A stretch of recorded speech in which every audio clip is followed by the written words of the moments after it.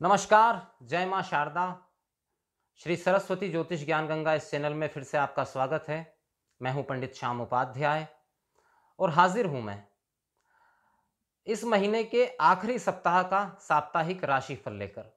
यह सप्ताह जिसकी शुरुआत होगी 26 फरवरी 2024 से लेकर 3 मार्च 2024 तक। इन 7 दिनों में किस तरह से चंद्रमा अपना राशि परिवर्तन करेंगे और इसका आम जनजीवन और 12 राशियों पर क्या प्रभाव होने वाला है। चंद्रमा इस दौरान संचरण करेंगे सूर्य की राशि सिंह से लेकर मंगल की राशि वृश्चिक तक। इस सप्ताह में अन्य किसी बड़े ग्रह का कोई राशि परिवर्तन नहीं है, सिर्फ चंद्रमा ही राशि परिवर्तन करेंगे। और ये जो राशिफल मैं बता रहा हूं, ये आपके चंद्र राशि आधारित बता रहा हूं। नए दर्शकों के लिए बता दूं, चंद्र राशि अर्थात जन्म कुंडली में चंद्रमा जिस राशि में मौजूद हैं वही आपकी चंद्र राशि या जन्म राशि मानी जाती है। ये उसी का विश्लेषण है।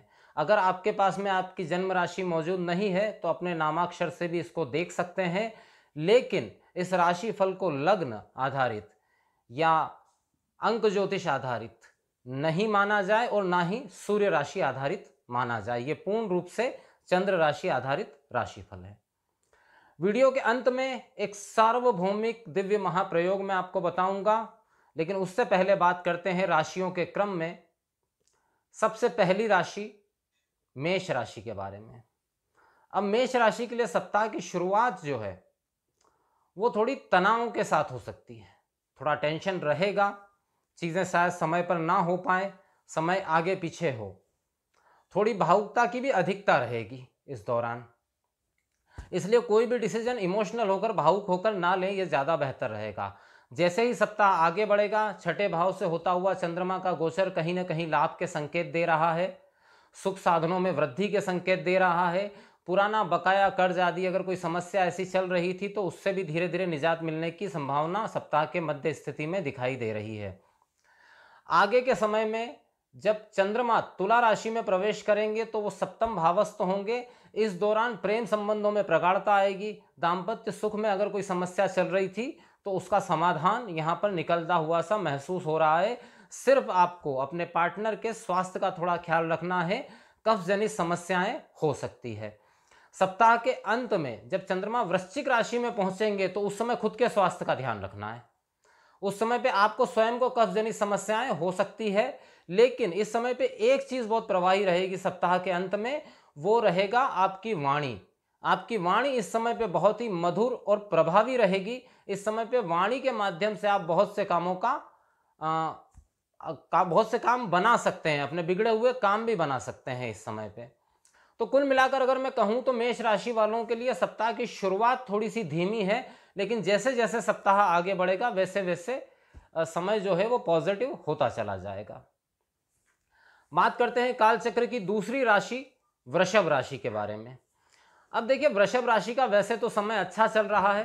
पिछले वीडियो जो मैंने बनाए थे ग्रहों के ट्रांजिट के, वो अगर आप लोगों ने देखे होंगे तो आपको पता होगा कि बहुत ही अच्छी स्थितियां वृषभ राशि के लिए बताई गई थी।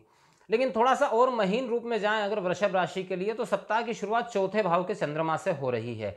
यहां माता का स्वास्थ्य खराब ना हो, इस बात का आपको विशेष ध्यान रखना है, क्योंकि चंद्रमा शनि की दृष्टि से दृष्ट रहेंगे। तो घर में खटराग, विवाद, टेंशन, तनाव वाली स्थितियां सप्ताह की शुरुआत में रह सकती है। आगे का मध्य सप्ताह जो है उस समय जब चंद्रमा कन्या और क्रमशः तुला राशि में जाएंगे, तो जब तक कन्या राशि में रहेंगे तब तक आपको इस बात का ध्यान रखना है कि संतान के साथ में आपके विवाद हो सकते हैं। आप अपनी कल्पनाओं के आधार पर कोई चीज अपने दिमाग में बना सकते हैं और उसकी वजह से तनाव में रह सकते हैं। तो थोड़ा सा अपनी कल्पनाओं पर कंट्रोल रखें, धरातल पर रहें, यथार्थ में रहें तो इतना तनाव नहीं होगा। जब चंद्रमा क्रमशः तुला राशि में प्रवेश करेंगे तो कहीं ना कहीं ये पॉजिटिव संकेत है। आपके विरोधियों पर आप हावी रहेंगे, शत्रु जो हैं आपसे आगे थोड़े से कमजोर रहेंगे। कोई उधारी अगर आपने दे रखी है और बहुत दिनों से वसूल नहीं हो रही है तो इस समय अंतराल में आपको कोशिश अवश्य करना चाहिए, उधारी वसूल होने की पूरी संभावना है। लोन आदि के लिए आप अप्लाई कर रहे थे, पास नहीं हो रहा था, तो उसके भी बनने की यहाँ संभावना है। सप्ताह के अंत में वृश्चिक राशि में गोचर करते हुए चंद्रमा आपके सप्तम भाव से जाएंगे तो थोड़ा सा पार्टनरशिप में आप विशेष ध्यान रखें, अगर आपका कारोबार पार्टनरशिप में है तो वहाँ कोई विवाद की संभावना होती हुई दिखाई दे रही है। पत्नी का स्वास्थ्य थोड़ा कमज़ोर रहेगा तो उनका विशेष ख्याल रखने की आपको आवश्यकता है। और अति विचार आप अपने मन मस्तिष्क में मत आने दीजिए, क्योंकि आपको तनाव होगा तो इन्हीं से होगा। वृषभ राशि वालों के लिए अगर कुल मिला के कहूँ तो बेहतर ही है। लगभग 70 to 75% अच्छा समय चल रहा है वृषभ राशि वालों के लिए। यह सप्ताह भी अच्छा ही है इस मामले में। अब बात करते हैं काल चक्र की तीसरी राशि मिथुन राशि के बारे में। देखिए, मिथुन राशि के लिए सप्ताह की जो शुरुआत है वो बहुत ही अच्छी है। तृतीय भाव में गोचर करते हुए चंद्रमा पराक्रम में वृद्धि करेंगे। आपका नेटवर्क एरिया बढ़ा सकते हैं, नए लोग आपसे जुड़ सकते हैं। अगर आप कोई यात्रा करना चाहते हैं लंबी दूरी की, तो यात्रा आप कर सकते हैं। यात्रा आपके लिए सुखद रह सकती है। इस समय पे आपकी वाणी का प्रभाव बड़ा चढ़ा रहेगा। वाणी से आप लोगों को आसानी से प्रभावित कर पाएंगे। जैसे सप्ताह आगे बढ़ेगा तो कन्या राशि में गोचर करते हुए चंद्रमा कहीं ना कहीं माता के साथ विवाद को दिखा रहे हैं। माता से किसी बात पर विवाद हो सकता है या माता का स्वास्थ्य कमजोर हो सकता है। सुख में व्यवधान पड़ता हुआ दिख रहा है। यहाँ पर वाहन खराब हो सकते हैं, वाहन की रिपेयरिंग पर खर्च आदि आपके बढ़ सकते हैं। जब चंद्रमा गोचर करते हुए पहुंचेंगे तुला राशि में तो ये कहीं ना कहीं बेहतर समय साबित होगा मिथुन राशि वालों के लिए, क्योंकि उस समय चंद्रमा जो है वो गुरु की दृष्टि से दृष्ट रहेंगे। पंचम भाव पर चंद्रमा के ऊपर पड़ती हुई गुरु की दृष्टि कहीं ना कहीं आपको नए विचार और नए आयामों की ओर प्रेरित करेगी। नए कार्य करने की आपको प्रेरणा मिल सकती है। इस समय आपका दिमाग बहुत अच्छा चलेगा। वो लोग जो शेयर सट्टे से जुड़े हुए हैं उनको लाभ मिलने की प्रबल संभावना यहाँ पर दिखाई दे रही है। सप्ताह के अंत में वृश्चिक राशि में गोचर करते हुए चंद्रमा निश्चित रूप से आपको शत्रुओं पर हावी करवाएंगे। आपके विरोधी जो हैं वो इस समय पे शांत हो जाएंगे। अगर कोई लेन देन का कर्ज आदि का मैटर है तो उससे बाहर होने का रास्ता आपको मिल जाएगा। मैं ये नहीं कह रहा कि आप बाहर ही हो जाएंगे इस समय, लेकिन रास्ता आपको उससे बाहर होने का मिल जाएगा। सिर्फ एक चीज से थोड़ा सा सावधान रहें, स्वास्थ्य संबंधी समस्या ना हो, इस चीजों से सावधान रहें। बात करते हैं काल चक्र की चौथी राशि कर्क राशि के बारे में। अब देखिए, कर्क राशि के लिए चंद्रमा का जो गोचर शुरू होगा वो होगा द्वितीय भाव से। तो सबसे पहले क्या ध्यान रखने की जरूरत है, तो अपनी वाणी पर संयम रखने की जरूरत है। सिंह राशि में गोचर करते हुए चंद्रमा आपको अति उग्र और आपकी जबान को बहुत तीखा बना सकते हैं। तो उससे पारिवारिक और सांसारिक मतभेद हो सकते हैं, मित्रों के साथ विवाद भी हो सकते हैं, तो उससे सावधान रहें। तीसरे भाव में गोचर करते हुए चंद्रमा जहां केतु के साथ युति बनाकर प्रबल पराक्रम की संभावनाओं को विकसित करने वाले दिखाई दे रहे हैं। लंबी दूरी की यात्राएं या अगर आप इंपोर्ट एक्सपोर्ट के कारोबार में हैं तो नया ऑर्डर मिलना या ऑर्डर के लिए यात्रा करना सभी बहुत ही अच्छा फलदायी यहाँ पर कर्क राशि वालों के लिए दिखाई दे रहा है। सप्ताह में तुला राशि में जब चंद्रमा पहुंचेंगे तो निश्चित रूप से आपका जमीन जायदाद या नया वाहन खरीदने संबंधित कोई प्लान चल रहा है तो उस प्लान के एग्जीक्यूट होने की, धरातल पर आने की संभावना यहाँ पर बहुत अच्छी दिखाई दे रही है। मध्य सप्ताह का मध्य भाग जो है वो कहीं ना कहीं कर्क राशि वालों के लिए बहुत ही पॉजिटिव नजर आ रहा है। सप्ताह के अंत में वृश्चिक राशि में गोचर करते हुए चंद्रमा जहां धन लाभ की प्रबल संभावना दिखा रहे हैं, वहीं संतान के साथ वैचारिक मतभेद की संभावना को भी दिखा रहे हैं। सप्ताह के अंत में गर्भवती स्त्रियों को अपने स्वास्थ्य का विशेष ख्याल रखना है, क्योंकि वृश्चिक राशि में गोचर करते हुए पंचम भाव में चंद्रमा कहीं ना कहीं थोड़ा सा उनका स्वास्थ्य गड़बड़ कर सकते हैं। तो इस समय पे शांतिपूर्वक आराम करके इस समय को निकालना चाहिए। बात करते हैं काल चक्र की पांचवी राशि सिंह राशि के बारे में। अब सिंह राशि के ऊपर से ही चंद्रमा का गोचर शुरू होगा। सबसे पहले तो मैं एक बात बता दूं कि पहले मैंने राशि विश्लेषण में भी बताया था कि सिंह राशि वालों का पराक्रम इस समय पे बड़ा चढ़ा रहेगा और ऊपर से चंद्रमा का राशि के ऊपर से गोचर अहंकार की भावना को बढ़ा सकता है। आपको ऐसा लग सकता है कि आपके मुकाबले का कोई नहीं है, लेकिन ये सिर्फ एक दिन की बात है। अगले दिन आपको पता चल जाएगा कि ऐसा कुछ नहीं है कि आपके मुकाबले का कोई नहीं है। दूसरे भाव में गोचर करते हुए चंद्रमा आपकी वाणी के प्रभाव को बढ़ाएंगे। आपके वाणी में देखिए, जब कन्या राशि में चंद्रमा गोचर करते हैं द्वितीय भाव से, तो वाणी में स्वार्थ का पुट ज्यादा कर देते हैं।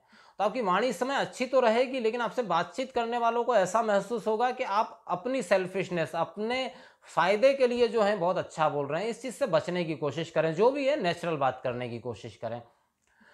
पराक्रम भाव में गोचर करते हुए चंद्रमा बहुत ही शानदार रहने वाले हैं। यहाँ पर गुरु की दृष्टि से दृष्ट पराक्रम भाव में मौजूद चंद्रमा यात्राओं से लाभ, छोटे भाई बहनों से लाभ, धन लाभ की प्रबल संभावना दिखा रहे हैं। वो लोग जो विदेश यात्रा करना चाहते हैं, यार वीज़ा की वजह से उनके काम रुके हुए हैं, उनके वीज़ा लग जाने की भी संभावना है। विद्यार्थियों का कंसंट्रेशन पढ़ाई में बढ़ेगा।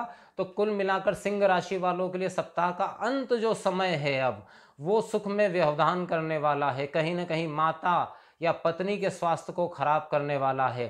थोड़ा सावधान रहें। पता चला आप बाहर यात्रा पे निकले हैं और घर में सभी का स्वास्थ्य खराब हो रहा है, तो इस बात का विशेष ध्यान रखें। बाकी सिंह राशि वालों के लिए बहुत हद तक बेहतर समय की तरफ जाता हुआ दिखाई दे रहा है यह समय। हाँ, कार्य क्षेत्र में इस समय पर जरूर आपका वर्चस्व बढ़ेगा और धन लाभ की भी प्रबल संभावना इस सप्ताह के दौरान सिंह राशि वालों को है। बात करते हैं काल चक्र की छठी राशि कन्या राशि के बारे में। कन्या राशि से एक घर पहले यानी कि 12वें घर से चंद्रमा का गोचर शुरू होगा। अब 12वें घर से गोचर है तो सीधी सी बात है, खर्च के साथ सप्ताह की शुरुआत होती है। किसी भी तरह का खर्च, चाहे वो यात्राओं में हो, घर में किसी के स्वास्थ्य पर हो, स्वयं के स्वास्थ्य पर हो, लेकिन खर्च बड़ा चढ़ा शुरुआत में रह सकता है। कन्या राशि पर ही जब चंद्रमा होंगे, देखिए अब यहाँ पर केतु विराजमान है पहले से, तो समय तो इतना खराब नहीं है, कार्य क्षेत्र में उन्नति भी होगी, लेकिन आप मानसिक रूप से अस्त व्यस्त रहेंगे। आपका मन नहीं लगेगा किसी कार्य के अंदर, कुछ तनाव भी हावी रह सकता है, कुछ पुरानी चीजों को याद करके आप तनावग्रस्त रह सकते हैं। तो इस तनाव से बचने की कोशिश करिए, क्योंकि सप्ताह का आगे का जो भाग है जिसमें चंद्रमा जब तुला राशि में गोचर करेंगे तो गुरु की दृष्टि से दृष्ट दूसरे स्थान पे मौजूद चंद्रमा स्थिर धन लाभ की संभावना को दिखा रहे हैं। साथ ही आपकी वाणी के प्रभाव को बढ़ाने वाले साबित होंगे। कुटुंब के मध्य एकता, एक यूनिटी का भाव आपको देखने को मिलेगा। सप्ताह के अंत में जब वृश्चिक राशि में चंद्रमा गोचर करेंगे उस समय पे संभव हो तो यात्राओं को टालिएगा। यात्राओं में समस्या आपको इस समय पे हो सकती है। भाग्य का साथ आपको मिल रहा है, निश्चित रूप से भाग्यशाली समय है, लेकिन यात्राओं के मामले में थोड़ा कमजोर है। अब बात करते हैं काल चक्र की 7वीं राशि तुला राशि के बारे में। देखिए, तुला राशि के लिए सप्ताह की शुरुआत धन लाभ के साथ हो रही है। आप किसी भी कार्य क्षेत्र में निश्चित रूप से आपका धन लाभ की स्थितियां आपके पक्ष में आएगी। कार्य क्षेत्र का विस्तार होता हुआ भी दिख रहा है। सप्ताह में जब चंद्रमा आगे बढ़ेंगे कन्या राशि के अंदर तो वहां पर थोड़ा सा खर्च बढ़ा हुआ रहेगा, लेकिन यहाँ पर मुझे एक चीज ये लगती है कि अगर आप विदेश व्यापार से नहीं जुड़े हैं, इंपोर्ट एक्सपोर्ट जैसा कोई काम आपका अगर नहीं है तो आपको कोई नुकसान नहीं होने वाला है। हाँ, खर्च बढ़ा चढ़ा रह सकता है, शायद कोई प्रोग्राम वगैरह आदि कुछ ऐसी चीजें कर सकते हैं जिससे खर्च बढ़ा चढ़ा रहे। सप्ताह के मध्य भाग में जब तुला राशि में चंद्रमा पहुंचेंगे तो गज केसरी योग का आपको लाभ मिलेगा। पति पत्नी के बीच में अगर कोई खटराग चल रहा था तो उसका समापन होगा। प्रेमियों के लिए भी अच्छा समय है। प्रेम संबंधों में कोई समस्या थी तो उसका निराकरण होगा। अगर प्रेम संबंध को विवाह में तब्दील करना चाहते थे तो उस बात को भी आप अपने घर वालों से कर सकते हैं। इस समय पे पॉजिटिव आंसर आने की संभावना बढ़ी हुई है। आपका व्यक्तित्व इस समय पे बड़ा चढ़ा रहेगा। सप्ताह के अंत में जब वृश्चिक राशि में चंद्रमा पहुंचेंगे, अब यहां पर मैं हमेशा यही बात कहता हूं कि क्योंकि एक दिन पहले आपका समय अच्छा था, आपके काम बन गए, तो दूसरे ही दिन ही आपके अंदर अहंकार की भावना आ जाती है। और जब अहंकार की भावना आ जाती है तो सबसे पहले क्या खराब होती है? वाणी खराब होती है। वाणी से फिर आप बनते हुए काम को बिगाड़ लेते हैं। तो तुला राशि वाले सप्ताह के अंत में ध्यान रखें इस बात का। सप्ताह के अंत में उनकी वाणी में अहंकार का पुट आ सकता है, वाणी नेगेटिव हो सकती है। तो पता चला 4 दिन मेहनत करके आपने कोई चीज बनाई और 5वें दिन जाके आपने अपनी ही वाणी से काम खराब कर लिया। अगर वाणी पे संयम रखेंगे तो कोई दिक्कत तुला राशि वालों को नहीं आने वाली। बात करते हैं काल चक्र की 8वीं राशि वृश्चिक राशि के बारे में। अब देखिए, वृश्चिक राशि वालों के लिए दशम भाव से चंद्रमा का गोचर निश्चित रूप से ऑफिस स्टाफ के साथ में आपकी बॉन्डिंग को बढ़ाएगा। लोग आपको मानेंगे, लोग आपको सम्मान देंगे। शुरुआत बहुत अच्छी हो रही है। उसके बाद चंद्रमा लाभ भाव में पहुंचेंगे, भले ही केतु के साथ युक्त हैं, लेकिन इसके बावजूद लाभ की संभावना को बढ़ा रहे हैं। व्यापारी लोगों के लिए बहुत ही अच्छा समय है। और वैसे मैं किसी को राय नहीं देता, लेकिन वो लोग जो 2 नंबर के काम से जुड़े हुए हैं, कहीं ना कहीं उनके लिए भी पॉजिटिव टाइम दिखाई दे रहा है। अगर कोई काम अटका हुआ था तो उस काम के बनने की यहाँ पर प्रबल संभावना दिखाई दे रही है। अचानक लाभ प्राप्त होने की संभावना यहाँ पर दिखाई दे रही है। सप्ताह के जब चंद्रमा तुला राशि में पहुंचेंगे तो गज केसरी योग का निर्माण 6ठे और 12वें से होगा निश्चित रूप से। अब यहाँ पर जो इंपोर्ट एक्सपोर्ट के कारोबारी है उन्हें बड़ा कोई असाइनमेंट मिल सकता है, कोई बड़ा ऑर्डर उनको मिल सकता है, उनके लिए लाभ का समय है। विदेश में जो लोग कार्यरत हैं उनके लिए विशेष लाभ का समय ये दिखाई दे रहा है। और सप्ताह के अंत में जब वृश्चिक राशि में चंद्रमा पहुंचेंगे तो पत्नी का स्वास्थ्य अगर बहुत समय से खराब चल रहा था तो उसमें सुधार की संभावना है। पार्टनरशिप के कामों में मजबूती आएगी, लेकिन आपको स्वयं के स्वास्थ्य का ध्यान रखना है, वहां थोड़ी सी गड़बड़ होती हुई दिखाई दे रही है। बात करते हैं काल चक्र की 90 नंबर की जो राशि है धनु राशि के बारे में। अब देखिए, धनु राशि के लिए सप्ताह की शुरुआत बहुत ही श्रेष्ठ है। भाग्य भाव से निकलते हुए चंद्रमा भाग्यवश आपके रुके हुए कार्यों को बनाएंगे। उसके बाद में चंद्रमा जब कन्या राशि में पहुंचेंगे, दशम भाव के अंदर केतु से युक्त होंगे, तो एक बात का ख्याल रखिएगा, अपने अधीनस्थ कर्मचारियों के साथ में मृदु व्यवहार रखिएगा, उनके साथ कोई विवाद मत करिएगा, अन्यथा आप परेशानी में पड़ सकते हैं। आगे सप्ताह में जब चंद्रमा तुला राशि में गोचर करेंगे, लाभ भाव से गोचर करते हुए चंद्रमा आपकी मेहनत का परिणाम, आपकी मेहनत का लाभ आपको दिलाने वाले यहाँ साबित हो रहे हैं। सप्ताह के अंत में वृश्चिक राशि में गोचर करते हुए चंद्रमा इस बात की ओर इशारा कर रहे हैं कि आप लंबी दूरी की यात्राएं ना करें, रिस्क लेकर कोई यात्रा ना करें। इससे अच्छा है आप घर परिवार के अंदर शांतिपूर्वक समय व्यतीत करें, क्योंकि इस समय पे थोड़ा यात्रा में चोट चपेट, गिरने पड़ने या चोरी जैसी संभावनाएं धनु राशि वालों को दिखाई दे रही है। बात करते हैं काल चक्र की 10वीं राशि मकर राशि के बारे में। अब देखिए, चंद्रमा का गोचर शुरू होगा 8वें भाव से। निश्चित तौर पे थोड़ा सा खर्च बढ़ाने वाला, मानसिक उद्विग्नता देने वाला और वाणी में थोड़ा सा नकारात्मक प्रभाव देने वाला रहेगा। लेकिन सप्ताह जैसे ही आगे बढ़ेगा, भाग्य भाव से गोचर करते हुए चंद्रमा केतु के साथ जरूर युक्त रहेंगे, लेकिन इसके बावजूद भाग्य को बढ़ाने वाले रहेंगे। भाग्यवश आपके बहुत से काम बनेंगे, धन लाभ की भी यहाँ संभावना है। उसके बाद दशम भाव में गोचर करते हुए चंद्रमा गज के स्त्री योग का निर्माण करेंगे। कार्य क्षेत्र का विस्तार होगा, कार्य क्षेत्र में आपकी पदोन्नति हो सकती है, सम्मान में वृद्धि होगी। कार्य क्षेत्र में अगर कोई परेशानी आपको आ रही थी, चाहे आप बिजनेस में हो, नौकरी में हो, किसी भी सेक्टर में हो, वो परेशानी दूर हो जाएगी। लाभ भाव में गोचर करते हुए चंद्रमा वृश्चिक राशि में भले ही हैं, लेकिन धन लाभ निश्चित कराने वाले हैं। धन लाभ की प्रबल संभावना या मकर राशि वालों के लिए दिखाई दे रही है। तो कुल मिलाकर अगर मैं कहूं तो सप्ताह की शुरुआत खर्च के साथ हो रही है थोड़े, लेकिन सप्ताह का अंत जो है वो बड़े धन लाभ के साथ होता हुआ दिखाई दे रहा है। इस समय का संपूर्ण लाभ लेने का प्रयास करें। बात करते हैं काल चक्र की 11वीं और मेरे ख्याल से सबसे ज्यादा नाम जिस राशि के ऊपर हैं वो राशि है कुंभ राशि। अब कुंभ राशि के लिए चंद्रमा का जो गोचर शुरू हो रहा है वो सप्तम भाव से हो रहा है। सप्तम भाव में मौजूद चंद्रमा पति पत्नी में विवाद की संभावना को दिखा रहे हैं। वैचारिक मतभेद उभर सकते हैं। अगर पहले से लड़ाई चल रही है तो वो लड़ाई प्रबल भी हो सकती है। थोड़ा सा संयम के साथ काम ले तो कोई दिक्कत नहीं होगी। चंद्रमा जब अष्टम भाव में गोचर करेंगे तो खुद का स्वास्थ्य खराब होता हुआ सा यहाँ पर महसूस हो रहा है। स्नायु संबंधित दिक्कत आपको हो सकती है, स्किन रिलेटेड डिसीज होती हुई यहाँ कुंभ राशि वालों को दिखाई दे रही है, तो थोड़ा सा सावधान रहें। जल जनित बीमारियां, पानी से होने वाली समस्याएं यहाँ पर होती हुई दिखाई दे रही है कुंभ राशि वालों को। सप्ताह में जब चंद्रमा का आगे की तरफ गोचर होगा, भाग्य भाव से गोचर करते हुए चंद्रमा गुरु की दृष्टि से दृष्ट निश्चित रूप से भाग्यवर्धक साबित होने वाले हैं। भाग्यवश आपके काम बनने वाले हैं। कई काम कई दिनों से जो अटके हुए थे उनके होने की संभावना दिखाई दे रही है। छोटे भाई बहनों में प्रेम बढ़ेगा। प्रेमी प्रेमिकाओं के लिए भी बहुत ही श्रेष्ठ समय सप्ताह के मध्य भाग के बाद का।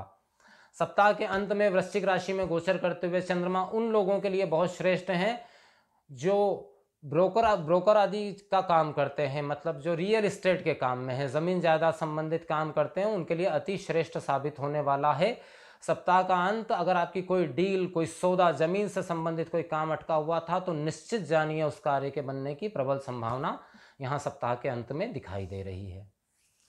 बात करते हैं काल चक्र की अंतिम राशि और साढ़े साती के प्रभाव से पीड़ित मीन राशि की। मीन राशि के लिए सप्ताह की शुरुआत बिल्कुल भी अच्छी नहीं कही जा सकती, क्योंकि छठे भाव में गोचर करते हुए चंद्रमा शनि की दृष्टि से दृष्ट स्वास्थ्य को खराब करने वाले साबित हो सकते हैं। वाहन आदि आप चलाते हैं तो सावधानी से चलाएं, चोट एक्सीडेंट की यहाँ प्रबल संभावना दिखाई दे रही है।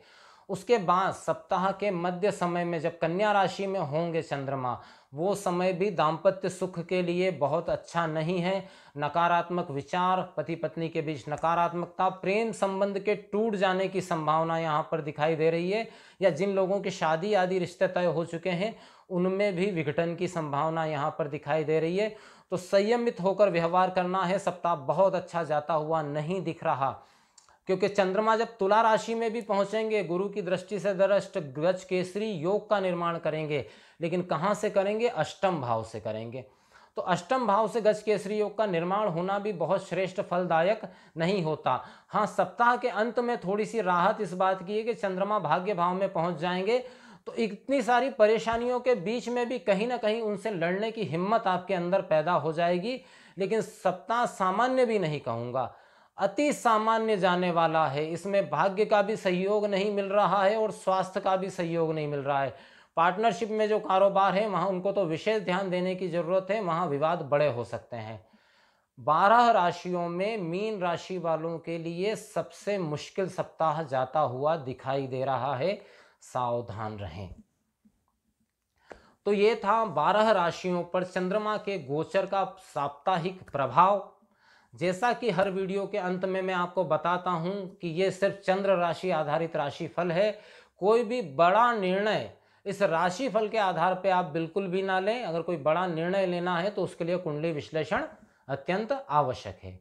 अब जाने से पहले एक सार्वभौमिक छोटा सा उपाय जो सबके लिए उपयोगी सिद्ध हो सकता है। अगर आपको ऐसा लगता है कि आपका मन बहुत ज़्यादा विचलित रहता है, बहुत ही अशांत रहता है, आप किसी भी चीज़ पर एक समय में कॉन्सेंट्रेट नहीं कर पाते, तो मान के चलिए कि या तो राहु या केतु का नकारात्मक प्रभाव आपके ऊपर आ रहा है। ऐसे में क्या करना चाहिए? ऐसे में सबसे श्रेष्ठ तरीका जो है वो ये है कि सुबह के समय थोड़े से जौ ले लें, वो जौ को किसी बर्तन के अंदर पानी के अंदर डाल दें और उसको गर्म कर लें, उकाल लें उसको, और फिर इस उबले हुए पानी को अपने स्नान के जल में, नहाने के जल में मिक्स कर दें और उस जल से स्नान करें। तो राहु और केतु के नकारात्मक प्रभावों से मुक्ति मिलती है, बुद्धि में स्थिरता आती है और ओरा भी मजबूत होता है। तो ये था दिव्य महाप्रयोग। फिर हाजिर होऊंगा नए विषय, नए राशिफल के साथ। जय मां शारदा।